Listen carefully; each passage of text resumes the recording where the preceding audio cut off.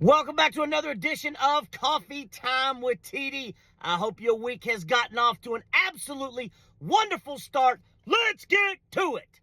As I've said yesterday, Donald Trump has controlled the narrative since the get-go. The only person I have seen control a narrative better is Kris Jenner when the whole Khloe Kardashian, Lamar Odom thing happened.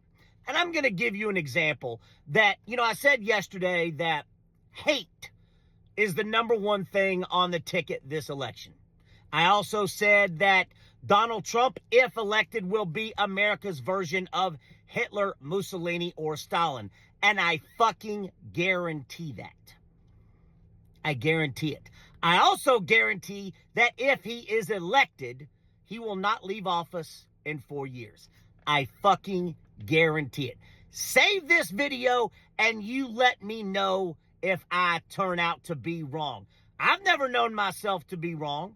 And I think most people who know me will tell you they've never known me to be wrong either. So you make sure you tell me if I'm wrong. And when I say hate is the one thing that is at the top of the ticket. It's not just that Donald Trump saying that people from the Congo, Africa, Middle East, Mexico, Nicaragua, Venezuela are emptying their insane asylums and all this stuff that is based in hate and divisiveness. That is who and what Donald Trump is, that we have seen time and time again. And I've told you, when someone shows you who and what they are, to believe them. Donald Trump is a man who cannot even run a bath. But he is running for president and somehow, some way, has managed to control the narrative from the get-go. And I'm going to give you something to think about when you go to vote in November.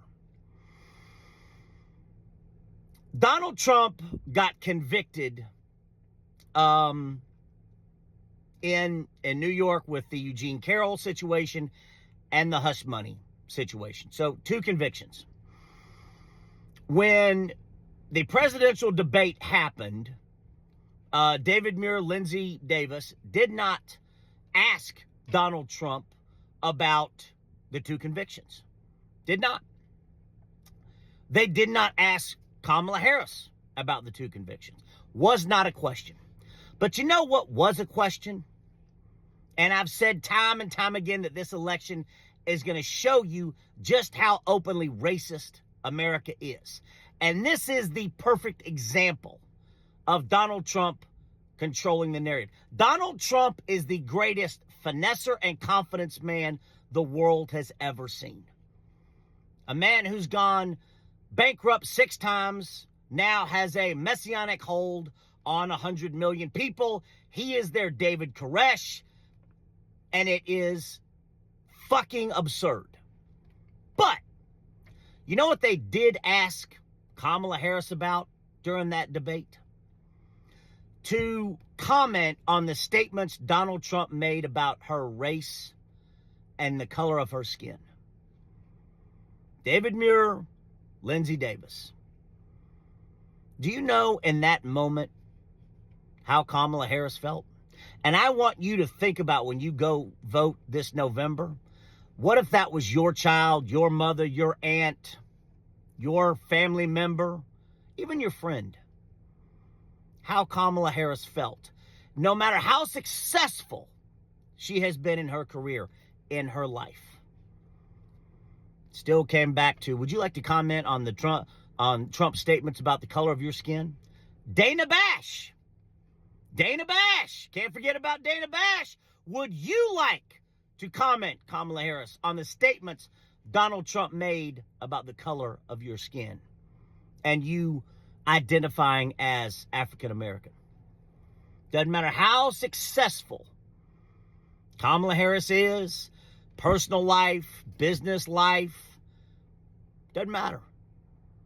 What is on the ticket this election is how openly racist is America. And yes, Donald Trump will be America's version of Mussolini, Hitler, Stalin.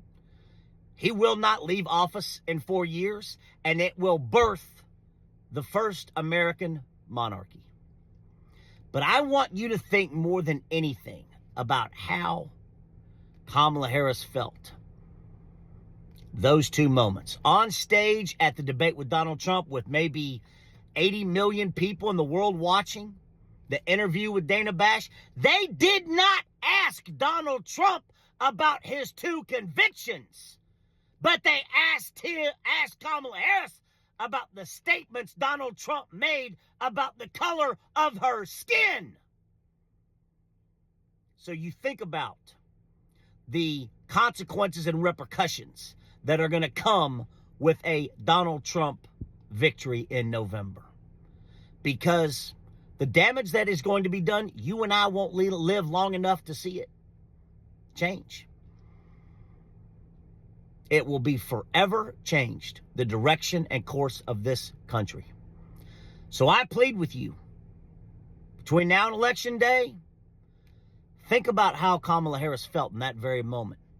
Dana Bash, David Muir, Lindsey Davis. Would you like to comment about the statements Donald Trump made about the color of your skin?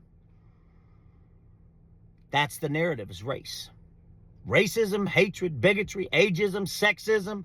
We don't like these people. We don't like immigrants. That is what this ticket is about. Hatred, divisiveness. That is the only thing that Donald Trump has. So he is showing you and telling you, so fucking believe him. And think about how Kamala Harris felt. No matter how successful you can be, still going to come back to the color of your skin. America's showing you who and what they are. The world is seeing who and what America is, and just how openly racist America is. So I plead with you, between now and Election Day, do something. Don't take more than you need. I am sending you all of my love, light, hope, peace, and joy.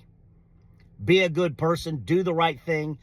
And right now, the hate is larger and louder than the love. And we have to change that narrative right now. Lots of love.